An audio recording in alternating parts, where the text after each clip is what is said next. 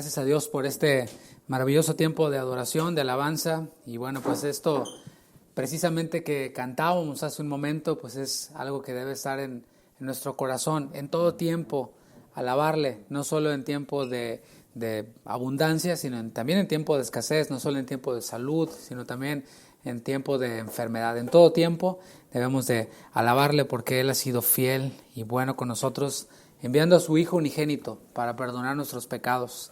Así que eso debe de bastarnos y ya lo demás pues es gracia sobre gracia, como dice su palabra. Vamos a meditar en ella, vamos a meditar en el Evangelio según Marcos, vamos a ver el capítulo 11. Hoy vamos a iniciar por fin un nuevo capítulo después de un capítulo 10 que es bastante extenso, bastante largo. Nos espera un capítulo 11 también, en donde hay muchas enseñanzas, muchos temas que el Señor tiene para hablar a nuestros corazones. Hoy vamos a abarcar 11 versículos de este capítulo 11 del Evangelio según Marcos, y el título de esta enseñanza es Alabanza es más que fervor y entusiasmo.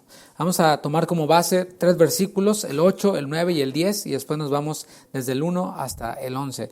Dice así, Marcos 11:8. También muchos tendían sus mantos por el camino, y otros cortaban ramas de los árboles y las tendían por el camino. Y los que iban delante y los que venían detrás daban voces diciendo, Hosana, bendito el que viene en el nombre del Señor, bendito el reino de nuestro padre David que viene, Hosana en las alturas. Y como decíamos en el título, tiene que ver con alabanza. Alabanza básicamente significa hablar bien de algo o hablar bien de alguien. Si tú compras un producto y haces un review positivo y dices, sabes que este producto es maravilloso, me ha funcionado de maravilla, me ha durado mucho, etcétera, bueno, estás alabando ese artículo, estás alabando ese objeto. Y alabanza se comunica se conecta con comunicación. Tiene que ver con comunicar algo, lleva el propósito de comunicar algo. Y se puede comunicar de muchas formas, esto que se está transmitiendo, estas cosas buenas que se están hablando. Se pueden comunicar con rimas, con versos que se convierten en canciones, acompañadas por música, y la música está formada por melodía, armonía y ritmo. Bueno, cuando tenemos eso y le añadimos fervor y entusiasmo, tenemos una bomba, ¿no? Estoy hablando rimas, versos, música, melodía, armonía, ritmo, fervor, entusiasmo, todo eso nos produce pues un ambiente tremendo, un ambiente increíble que llega hasta nuestras emociones y que lleva el propósito precisamente de comunicar algo. Cuando el objeto de nuestra alabanza es Dios, cuando el objeto de la alabanza y todo eso que acabo de yo mencionar es Dios, es completamente aceptable usar tanto estas formas de rima con verso como también las expresiones. De hecho, el libro de los Salmos habla extensamente acerca de esta expresión cantada. Habla acerca también mucho de este acompañamiento de instrumentos musicales. De hecho, la palabra salmo por sí misma es tañer, golpear sobre cuerdas. Es decir, el mismo título del libro de los Salmos, que está compuesto por varios libros, que es una recopilación de cantos e himnos de Israel, bueno, pues ya por sí mismo nos comunica la idea de música. Y el Salmo 150, que es el salmo por excelencia de nosotros los músicos, es ese, ¿no? Todo lo que respire, alabe a Jehová, después de haber mencionado toda esta sección de instrumentos musicales, los cuales emiten sonidos, percusiones, cuerdas y también instrumentos de viento, o sea, todo tipo de instrumento musical, y por si nos faltaba alguno, todo lo que respire, alabe a Jehová. Y en los Salmos vemos también cómo se nos invita a alabar al Señor alegremente. O sea, la expresión va incluida, el júbilo va incluido, las emociones van incluidas también. Y hoy vamos a ver en ese Evangelio según Marcos lo que se conoce como la entrada triunfal a Jerusalén. En ella, en esta entrada, veremos una gloriosa expresión de alabanza de una multitud hacia Jesús. No sé si te ha pasado, pero cuando estás en un concierto en donde hay muchas personas o en un lugar en donde hay muchas personas que al mismo tiempo cantan, como que es una experiencia distinta, o sea, hasta como que se te eriza la piel cuando todos al unísono están cantando algo y están comunicando algo, y más cuando lo hacen con gozo, porque me ha tocado estar en lugares en donde hay muchas personas y parece que están cantando así como que no tienen ganas, pero cuando todos lo hacen así con enjundia, decimos en mi país, así con muchas fuerzas, con muchas ganas, pues como que se te pone la piel chinita, se te pone las emociones salen, ¿no? Y es algo maravilloso. Así que en esta expresión de alabanza de esta multitud vamos a aprender algo. Vamos a aprender que, así como dice el título, alabanza es más que fervor, es más que entusiasmo y también es más que todo lo dicho anteriormente, más que música, melodía, armonía, ritmo, buenas poesías, buenas rimas, es más que eso. Este evento de la entrada triunfal de Jerusalén está registrado en los 4 evangelios, de tal manera que si tú lo quieres estudiar, puedes ir al evangelio de Mateo, al evangelio de Marcos que estamos viendo, al de Juan, al de Lucas, y vas a ver allí este cuadro completo de cómo fue esta entrada triunfal de Jesús a Jerusalén. En la narración que nosotros nos estamos centrando, que es el Evangelio según Marcos, nos ha dado varios principios importantes antes de llegar aquí en su contexto que debemos de considerar para poder entender mejor este evento, para poder interpretar mejor las Escrituras. Estas son las enseñanzas, digamos que más relevantes del contexto para llegar aquí, de lo que ha enseñado o ha narrado el evangelista Marcos hasta llegar aquí. Número 1, a diferencia de los hombres, de la gente que andaba por allí durante el ministerio terrenal de Jesús, los discípulos, los 12 y otros más, habían reconocido a Jesús como el Cristo, como el Mesías, como el ungido. Vemos cómo anteriormente Marcos registró cómo el apóstol Pedro hizo esta declaración sobre la cual la iglesia está fundada, y es que Jesús es el Cristo, que Jesús es el Mesías, a lo cual Jesús le respondió: eso no te lo reveló ni carne ni sangre, sino mi Padre que está en los cielos. Y la lección que están aprendiendo ahora, después de haber descubierto que Jesús es el Cristo, la lección que están aprendiendo es que este Mesías primeramente iba a sufrir, que este Mesías primeramente iba a padecer en manos de los líderes religiosos, en manos de los gentiles, y que después volvería a reinar. Los judíos de alguna manera habían querido entender y habían querido interpretar el ministerio mesiánico directamente hasta esta entrada en un caballo blanco para liberarlos de todos sus enemigos, y ellos por supuesto que lo habían relacionado con un líder político. Vamos a ver el versículo 1 para llegar a esta entrada triunfal. Dice el versículo 1 del Evangelio según Marcos: cuando se acercaban a Jerusalén, junto a Betfagé y a Betania, frente al monte de los Olivos, Jesús envió 2 de sus discípulos. Hasta aquí todavía no llega a Jerusalén, está a punto de entrar.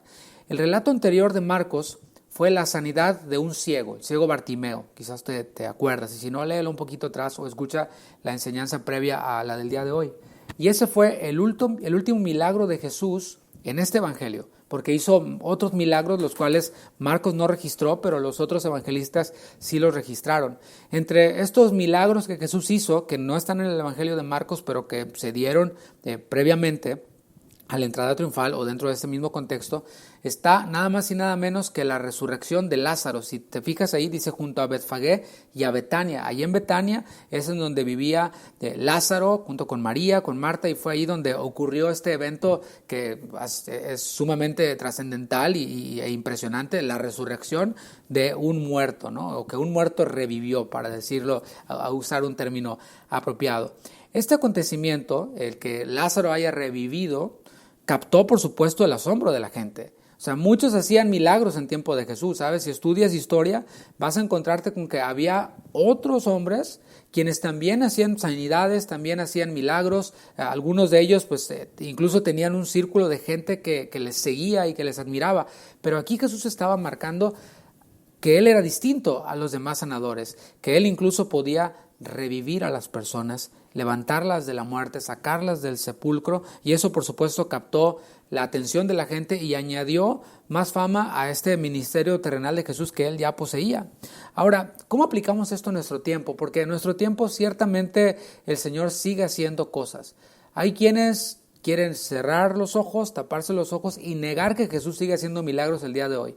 Sin embargo, el hecho de que alguien diga que el aire no existe y decida no creer en el aire no quiere decir que el aire no exista. El Señor sigue haciendo milagros hasta el día de hoy. Hay algunos quienes cuando los tienen frente a ellos lo que hacen es decir que fue Satanás el que los sanó, y bueno, le atribuyen más poder a Satanás que al mismo Dios, que es el mismo y que sigue haciendo cosas poderosas, que no cambia. El Señor Jesús no cambia. Él sigue teniendo compasión por los enfermos, sigue doliéndose con el dolor de aquellos quienes están en enfermedad que entró a causa del pecado y muerte que entró a causa del pecado. Hoy en día hay muchas personas enfermas y esa enfermedad que hay en las personas ha sido a causa no de que alguien se comió un murciélago, ¿sí? Sino de que el pecado está en el hombre y este cuerpo es vulnerable y se enferma y muere, y el Señor sigue compadeciéndose del dolor de las personas y sigue haciendo cosas poderosas.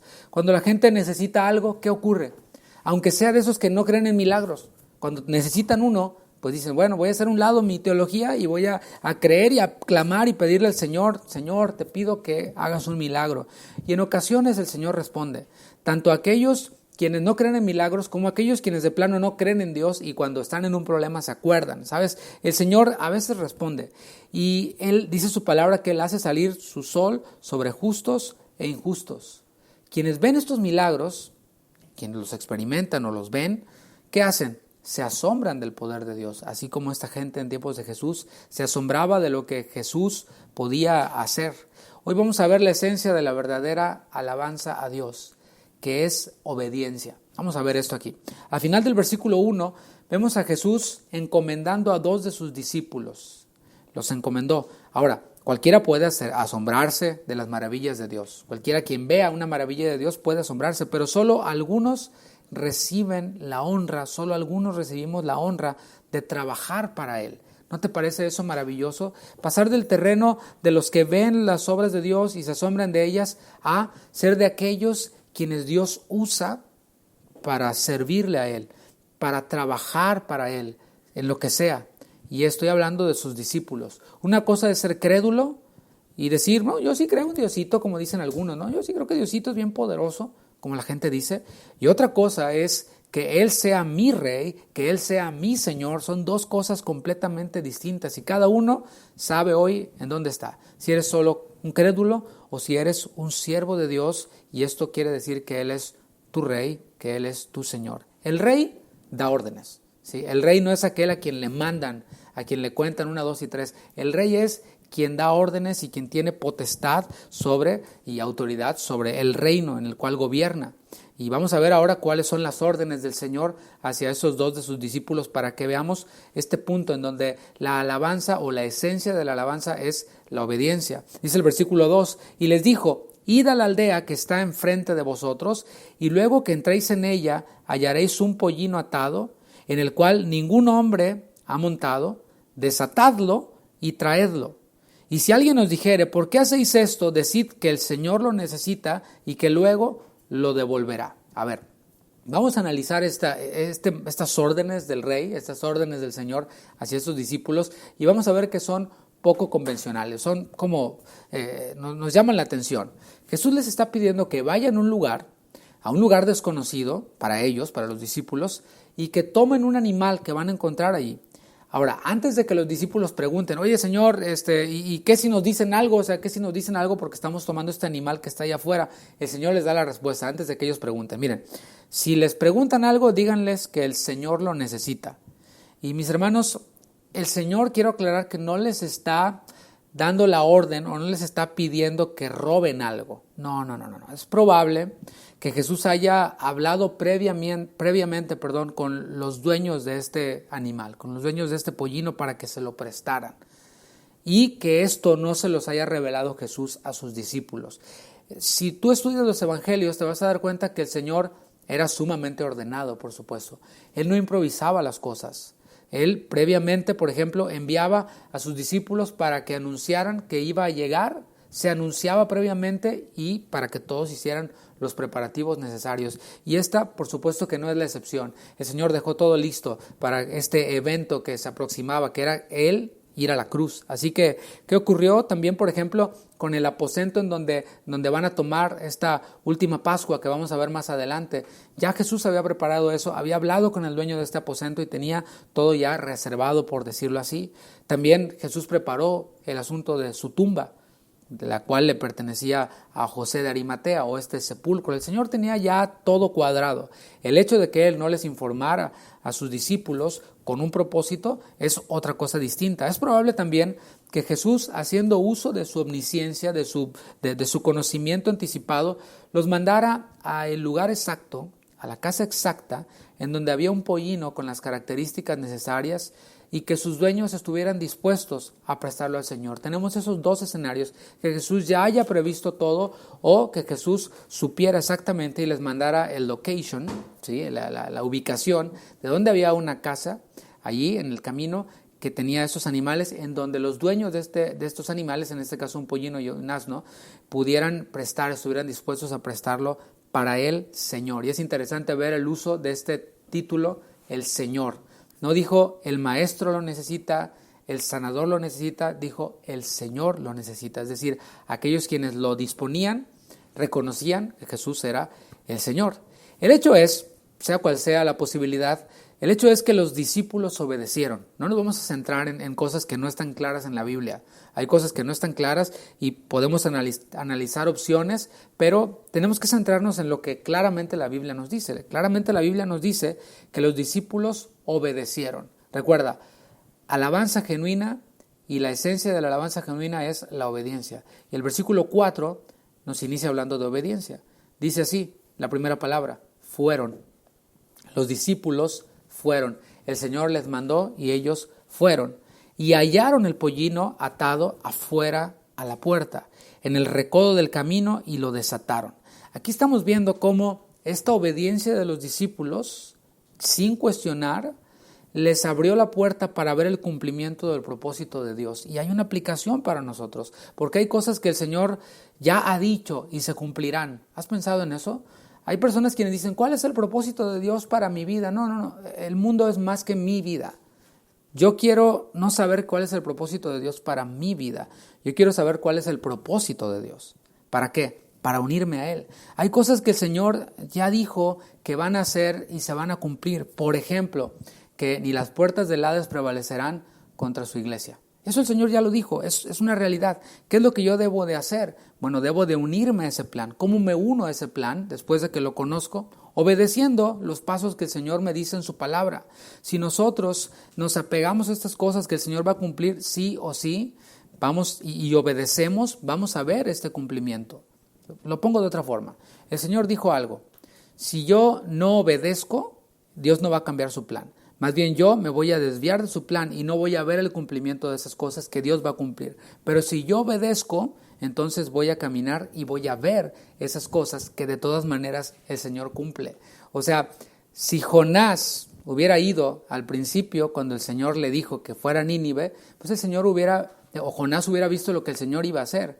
Pero después, ¿qué pasó? Se lo tragó el pez y como quiera, pues fue parte y vio lo que Dios iba a hacer. Pero si él no hubiera reconocido, el Señor se hubiera buscado otro y como quiera los de Nínive hubieran sido salvos. Ahí es en donde está el asunto. Y aquí estamos viendo cómo ellos obedecieron y vieron el cumplimiento del propósito de Dios. Imagínate que no hubieran obedecido.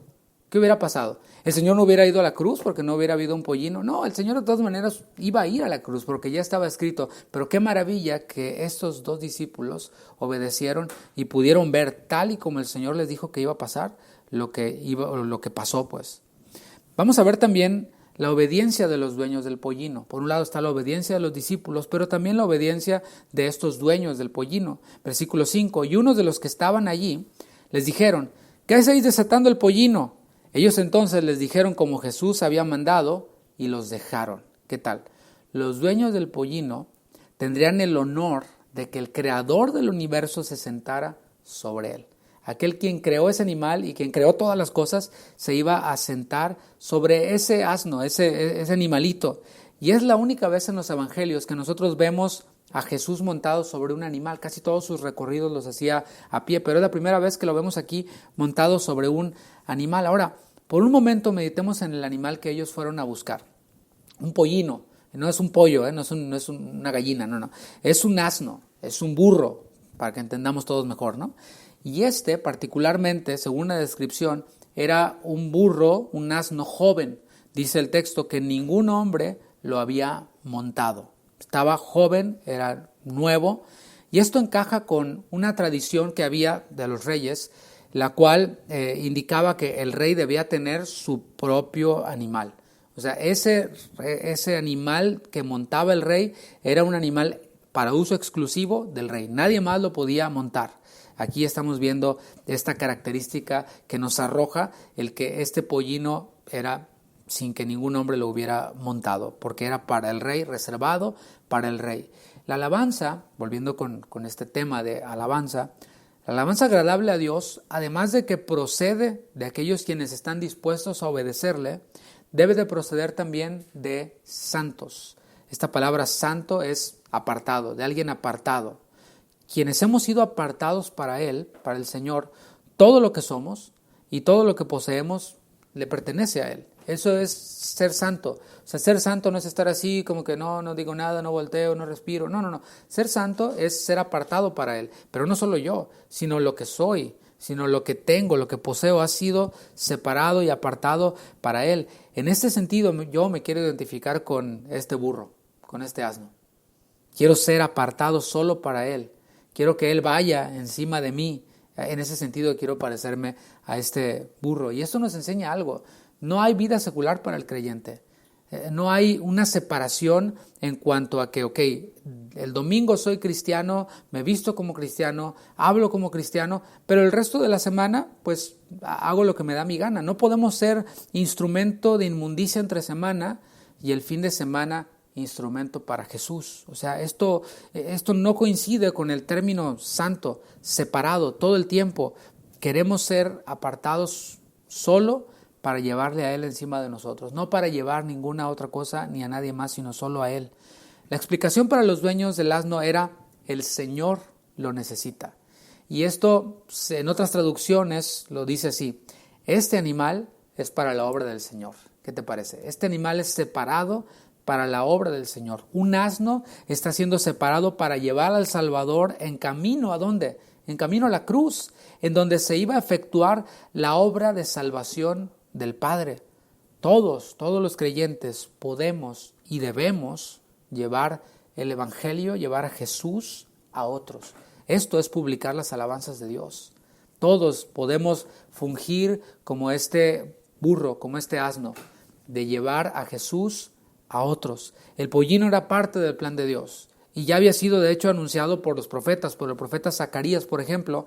En Zacarías capítulo 9, versículo 9, dice así: alégrate mucho, hija de Sión, da voces de júbilo, hija de Jerusalén. Acuérdate, Jesús va hacia Jerusalén.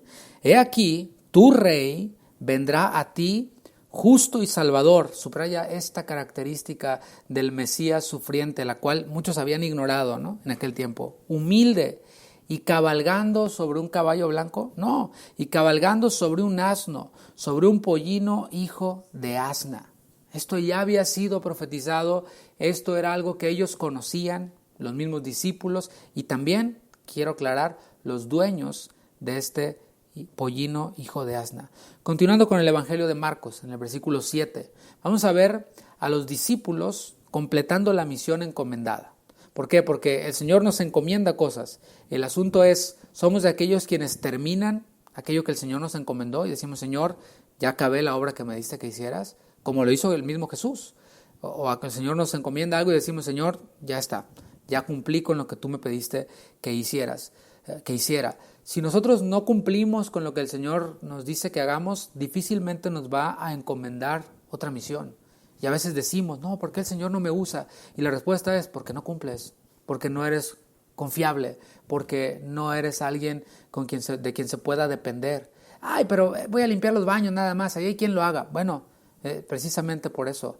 No se trata de que hay quien lo haga o no, se trata de si el Señor me lo encomendó a mí y lo voy a tomar como que el Señor me lo encomendó a mí y lo voy a hacer bien y lo voy a terminar y vaya, como dice la palabra, lo voy a hacer como para el Señor.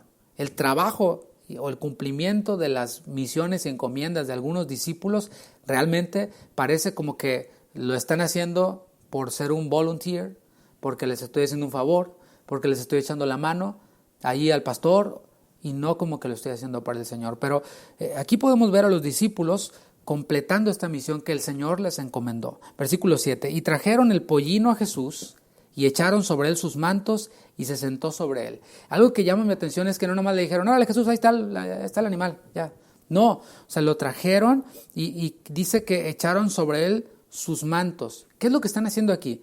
Están como improvisándole una silla a este asno, lo cual nos muestra nuevamente la humildad del Señor. El Señor no les dijo, después de que tomen el asno, se van a ir a Costco ¿verdad? A Bass Pro Shop y me van a comprar una silla increíble para él. No, no, no. Ellos llegaron y dijeron, pues, ¿cómo se va a sentar así nomás? Vamos a hacerle su sillita, y la hicieron pues con los mantos que ellos mismos tenían, ¿no? Vamos de lleno a la entrada de Jesús a Jerusalén. Ahora sí, versículo 8. También muchos tendían sus mantos por el camino, y otros cortaban ramas de los árboles y las tendían por el camino. Lo primero que debemos de resaltar aquí es esta palabra muchos. En los paralelos dice que eran multitudes. Ya de por sí el templo de Jerusalén y Jerusalén mismo, en el camino, era un lugar ocupado. Imagínate, llegar al templo, lo vimos la semana pasada, el camino al templo era como llegar a Galería a las 5 de la tarde. Era un tráfico increíble. Y esto para los que son de Houston saben. Los que son de otro lado, es un lugar muy concurrido de la ciudad, es una parte céntrica en donde todo mundo en las horas pico pues se atora en el tráfico, ¿no? Era el tiempo de la Pascua. A eso debemos de añadirlo. Haz de cuenta, Galería a las 6 de la tarde en tiempo de Super Bowl, ¿no? Si hay Super Bowl aquí en el Reliance, ¿no? Es una pesadilla. Los peregrinos venían de muchos lados a celebrar la Pascua, así que había muchísima gente. O sea, muchos era realmente muchos. Entre ellos estaban quienes seguían a Jesús desde Betania, o sea, venían siguiéndole a Jesús desde Betania, el lugar en donde Lázaro fue resucitado. Toda esa gente que venía allí, a la hora de entrar, tendía sus mantos y tendía ramas para que el Señor pasara montado en este animal, para que Él montado en este animal pues pasara y no tocara el piso. No era una forma de rendir homenaje al Señor Jesús. Alabanza también significa rendir homenaje.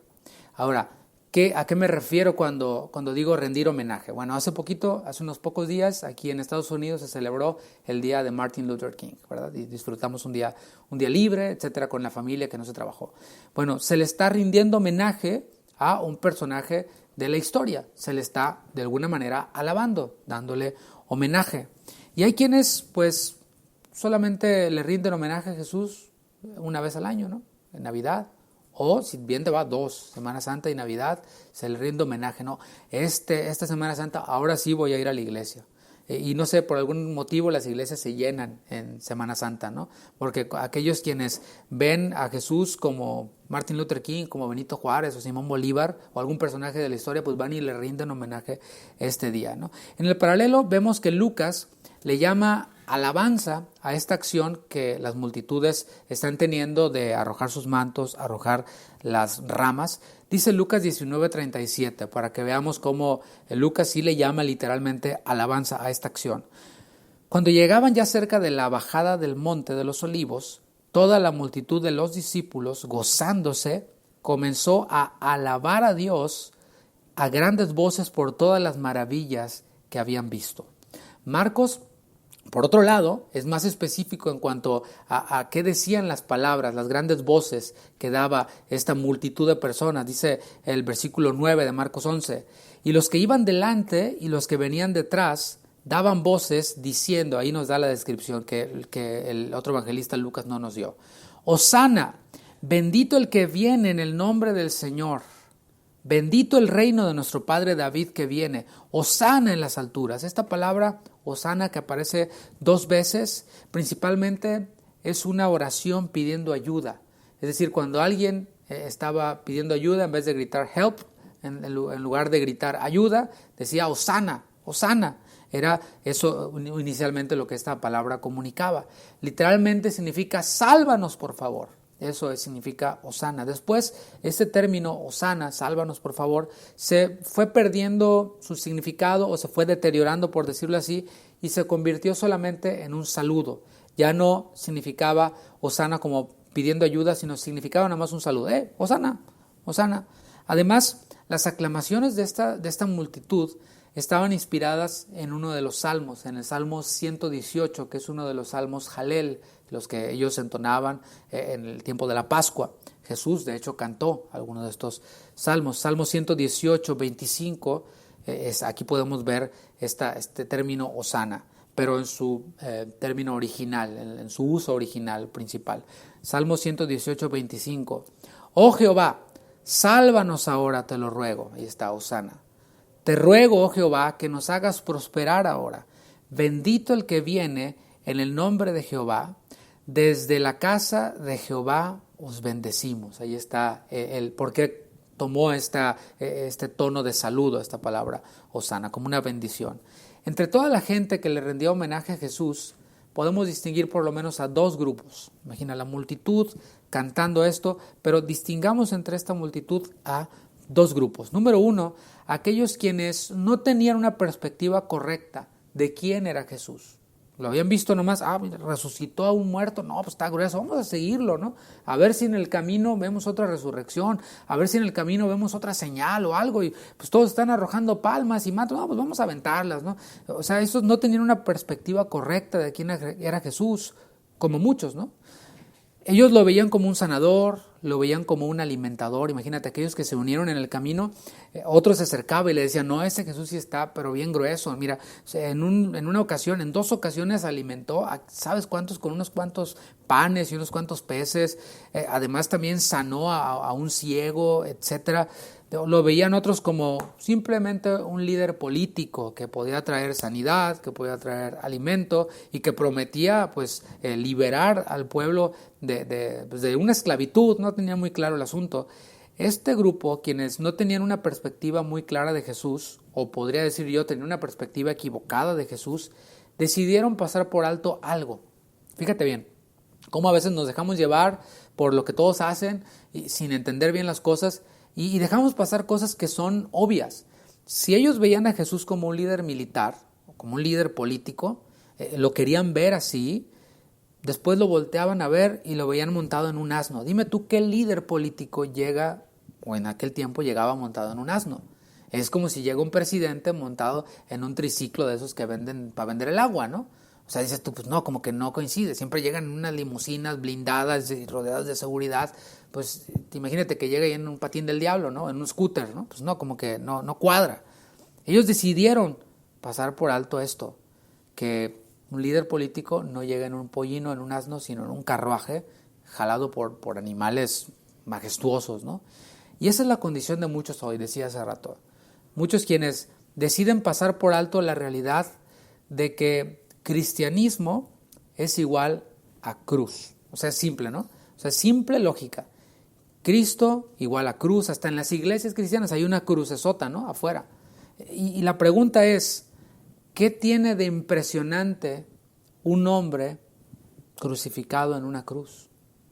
Pablo dijo que la palabra de la cruz es que es locura, es debilidad. Los de aquel tiempo se burlaban y decían, ahí está tu Dios crucificado. O sea, tú eres el de los que sigue al crucificado. Ay, es debilidad. El mensaje de la Biblia, del Jesús de la Biblia, fue no de prosperidad, sino de negación a uno mismo. No de ir en pos de mis sueños, sino renunciar a mis sueños. Es una renuncia a ese amor por las cosas materiales y es un abrazar la idea de servir a los demás. O sea, hay quienes se fabrican en su mente un Jesús que le dijo el que otro dijo y no sé quién dijo, que viene a darte felicidad terrenal, cosas materiales y hacerte un triunfador, cuando en realidad cristianismo tiene que ver con eso, con debilidad, porque su poder se perfecciona en mi debilidad. Y el mismo mensaje de Jesús, el mismo Jesús en la cruz representa debilidad, pero Pablo también dijo a los corintios que lo débil de Dios es más fuerte que toda la sabiduría y poder de los hombres, porque esa debilidad del Señor en la cruz fue la que nos hizo a nosotros más que vencedores, librándonos del poder del pecado y de la muerte. Decía que había dos grupos entre toda esta multitud. Estaban los que no tenían claro lo que Jesús era o quién era, y el otro grupo es aquellos quienes reconocen a Jesús como el Señor. Estaban aquellos quienes quizás no entendían todo. Piensa en los 12. Ellos todavía no veían a Jesús crucificado. Todo esto eran eventos futuros para ellos, cosa que para nosotros ya no. O sea, a ellos se les debe más mérito, por decirlo así, porque para ellos esto que nosotros ya es un hecho, es algo ya aprendido de memoria, era algo que ellos estaban viendo de forma velada por aquí, por allá, estaban recibiendo revelación de manera progresiva. Y aunque ellos quizás no entendían todo, estaban seguros de que Él era el Mesías. Y esto, mis hermanos, debe de traernos a nosotros una aplicación y quizás sea una palabra profética para alguien quien esté escuchando ahora. Y con profético no me refiero a místico ni nada, sino algo que el Señor quiere decirle a alguien particularmente. Ahí te va. Quizás tú dices, es que no entiendo muchas cosas y no entiendo esto y no entiendo aquello. Ok, mira, si tú crees que Jesús es el Señor y que el Señor le levantó de los muertos, ya estás. No necesitas entender todo. Es creer en Jesús y después el Señor va a ir revelando cosas a nuestra vida con calma. A lo mejor ya te hiciste un lío en tu mente, en tu corazón. Escuchas un predicador que dijo esto por acá, otro que dijo esto por allá, y más bien terminaste confundido y eso está debilitando tu fe y eso te tiene abrumado. Pero ¿sabes algo? Los 12 no entendían todo, no tenían todo el cuadro completo. Sin embargo, ellos habían decidido creer que Jesús era el Mesías, estaban seguros de que Él era el Mesías. No eran como otros, quienes ya le habían abandonado. El Evangelio también dice, después de que Jesús decía ciertas cosas, algunos ya no le seguían, no andaban con Él. Decían, no, ahí muere, córtalas Jesús, ya no sigo contigo. Estos estaban seguros de que Él era el Mesías. Estaban aquellos quienes le alababan con fervor, le alababan con entusiasmo, pero pues no estaban dispuestos en su corazón a seguirle. Nomás era parte de este momento eufórico, ¿no? La alabanza al Señor sí incluye fervor, sí incluye entusiasmo, pero eso no es todo. Debe de fluir desde un corazón renovado. Un corazón, cuando digo un corazón renovado me refiero a un corazón que ha confiado en Jesús como Salvador. Un corazón que está dispuesto a demostrar ese amor, ¿cómo? Con acciones. Y Jesús dijo, mira, las acciones son estas. Si me amáis, guardad mis mandamientos. Obediencia. Un corazón que está dispuesto a reconocerle en sus caminos y decirle, Señor, esto voy a hacer. O sea, aquí está, lo pongo en tus manos. Tú dime si le doy o no le doy. El Señor, algo muy importante a saber es que el Señor no necesita nuestra alabanza. No es como nosotros, que a veces necesitamos que nos reconozcan y nos digan, ¿verdad? Ay, qué guapo te ves hoy, ¿verdad? O, ay, qué bonita te ves hoy, ya me siento, hiciste mi día, ¿no? El Señor no está en esa onda. El Señor no está en la depre, ni tampoco necesita que le levanten el ánimo diciéndole, Señor, tú eres majestuoso y poderoso. No, Él es Dios, entendamos eso. El Señor no necesita mi alabanza. No necesita mis canciones, no necesita mi don para tocar un instrumento. No, Él no necesita nada, Él es Dios. Él es completo, Él es perfecto, Él es autosuficiente, Él es todopoderoso. En el paralelo vemos cómo los fariseos intervinieron en el paralelo de esto, ¿no? Imagínate el evento, Jesús entrando, todos gritando Hosana y cantando y arrojando las ramas, sus mantos. Bueno, en el paralelo vemos a los fariseos dando su opinión, como siempre, ¿no? Oponiéndose a este acto de alabanza. Y cuando Jesús los ve, les responde en Lucas 19:40, os digo que si estos callaren, o sea, tanto los que me reconocen como el Señor, como los que nomás andan aquí en el borlote, bueno, si estos callan, las piedras clamarían. ¿Por qué? Porque la creación misma da testimonio del Señor. Los cielos cuentan la gloria del Señor y hasta las piedras alaban. Así que si las piedras alaban, o sea, está clarísimo que Dios no me necesita, ¿no? Si yo no le alabo, alguien más le va a alabar. Si yo no le obedezco, alguien más le va a obedecer.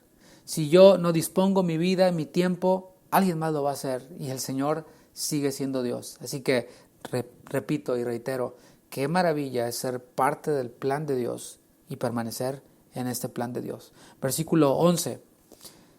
Y entró Jesús en Jerusalén y en el templo, y habiendo mirado alrededor todas las cosas, como ya anochecía, se fue a Betania con los 12. Así como en esta ocasión, Jesús entró en Jerusalén, Jesús entró en el templo, miró todas las cosas, miró todo lo que estaba pasando. De la misma forma el Señor está atento y está mirando nuestra alabanza, está mirando nuestra vida, está mirando nuestro templo, está mirando nuestro hogar. La alabanza actual, hablando de esta expresión musical, la alabanza actual tiene buena letra, ¿sabes? Platicaba el otro día con un amigo, con el pastor Julio Márquez. y hablábamos un poquito de cómo, como ya tenemos años en este asunto de la música, yo empecé cuando tenía, no sé, era un adolescente, ¿no? Hace poco. Pero como hemos visto ya cómo se ha ido desarrollando el tema de la alabanza, hubo un tiempo, por allá por los años 80, cuando el pastor Chuy Olivares, precisamente junto con otros, hicieron como una enseñanza, una serie de enseñanzas por toda Latinoamérica acerca de lo que alabanza es. Y ocurrió algo en Latinoamérica con la alabanza y con la adoración, comenzó a fluir de una manera más espontánea, etcétera, más bíblica. De pronto eso empezó a cambiar. El pastor Chuy salió de la escena y se dedicó más a la congregación y a lo que hoy nosotros disfrutamos como casa de adoración, pero siguieron otros y vino una etapa de decadencia, podría decirlo así. ¿Por qué lo digo? Porque las alabanzas dejaron de mencionar el nombre de Dios, dejaron de mencionar el nombre de Jesús, dejaron de mencionar textos bíblicos y se empezaron a convertir en algo que hasta Mijares canta hoy. Con su hija, ahí lo ves por ahí en redes sociales, ¿no? Algo que se lo cantan a la Virgen de Guadalupe, ¿qué tal? O sea, estoy hablando por favor, quiero que lo entiendan, no a manera de crítica destructiva. Estoy hablando como un canto que supuestamente se lanzó como un canto de alabanza para Dios, como no dice para cuál Dios es. Se puede incluso cantarle en el Día de las Mañanitas de la Virgen, porque no menciona a Dios. O se le puede cantar al novio, o el novio a la novia al novio, o el novio al novio, o la novia a la novia. ¿Sí? O sea, porque no dice Dios. Y esto llevaba la intención, por supuesto, de popularizarse en el mundo, de caminar por alfombras rojas, de recibir Grammys, de que Daddy Yankee te entregue un Grammy, etc. No estoy hablando de este tema de alabanza a profundidad. Si quieren escuchar más de esto, bueno, vamos a tener un taller de alabanza con Janet Arroyo en unos cuantos días, ¿no? Pero bueno, estoy hablando de la etapa, ¿no? Pero la alabanza actual, en esto que yo platicaba con el pastor Julio Márquez, era como actualmente las alabanzas tienen buena letra. Ya, ahora sí las alabanzas de este tiempo mencionan al Señor. De hecho, tienen hasta buena actitud, como que se ve, o sea, así como que le echan ganas, ¿no? Pero solo el Señor Jesús puede ver lo que está en el corazón de cada uno. Porque podemos estar haciendo las cosas bien, podemos estar haciendo las cosas en orden, pero el Señor ve nuestro corazón. Ahora, eso que yo estoy diciendo no omite que nosotros veamos las vidas y el testimonio de los que alaban. O sea, no podemos negar que si alguien canta buenas letras y lo hace con buena actitud, pero tiene una doble vida, pues no podemos negar esa realidad. No podemos decir, no, Dios conoce el corazón. Sí, claro, y nosotros vemos el testimonio y las acciones. Pero más allá de la excelencia, más allá del entusiasmo, la pregunta para nosotros es, ahora voy a dejar a un lado este análisis de la alabanza a través de 20 años, 30 años, ¿no? La pregunta para nosotros es, ¿qué es lo que está encontrando Jesús en mi corazón? De esto va a tratar la enseñanza de la próxima semana. ¿Qué está encontrando Jesús en mi corazón? Esto introduce un poquito esta enseñanza y con esto te dejo pues ya con el deseo, espero que esté en ti el deseo de escucharla de la próxima semana. En el mismo paralelo del Evangelio de Lucas de este evento, Marcos dice, Jesús llegó, vio el templo, vio todo y regresó, se fue a descansar a Betania porque ya era tarde. Pero Lucas nos revela algo que ocurrió en el capítulo 19, versículo 41, para que veamos cómo el Señor vio todo este acto, pero como Él ve el corazón, fíjate lo que encontró. Lucas 19, 41. Y cuando llegó cerca de la ciudad, al verla, mismo evento que dijo Marcos, ¿qué hizo? Lloró sobre ella, diciendo, oh, si tú también conocieseis a lo menos en este tu día lo que es para tu paz. Mas ahora está encubierto de tus ojos, porque vendrán días sobre ti cuando tus enemigos te rodearán con vallado y te sitiarán y por todas partes te estrecharán y te derribarán a tierra y a tus hijos dentro de ti y no dejarán en ti piedra sobre piedra, por cuanto no conociste el tiempo de tu visitación. ¿Qué tal? Ese mismo pueblo que le alababa, que decía la letra correcta, tenía la actitud correcta, tenía fervor, tenía entusiasmo, pero no ha conocido el tiempo de su visitación. Y esto deja de nuevo algo para nosotros. Jesús está parado frente a mí cuando yo alabo. Está parado frente a mí en todos lados, en todas mis acciones, en todo mi día a día. Conoce mis pensamientos. La pregunta es, ¿qué está hallando en mí?